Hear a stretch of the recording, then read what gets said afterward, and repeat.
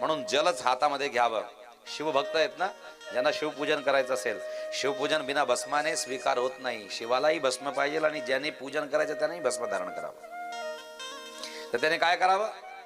भस्म पाणी हातात घ्यावं आणि त्या पाण्यालाच भस्म समजून त्याला रगडावं आणि शिवस्मरण करून नमः शिवाय म्हणून ते त्रिपुंड त्याने मस्तकावरती धारण करावे.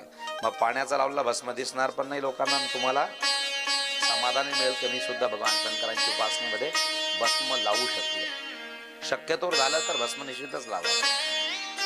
ब्राह्मणाला सुद्धा, तो किती वैष्णव असेल ब्राह्मण, तरी सुद्धा स्नान संध्या करत असताना, त्रिकाल संध्या करताना ब्राह्मणाला भस्म धारण करायला सांगितलं. तो वैष्णव भक्त असेल तरी सुद्धा. आणि विष्णू भक्त तुम्ही असाल, जे पुंडलिकांचे पूर्ण पक्के सेवक आहेत, त्यांना तर शिवाशी प्रेम करायलाच पाहिजे. कारण त्यांच्या पंढरीनाथ भगवंतांनी, साक्षात विठ्ठलांनी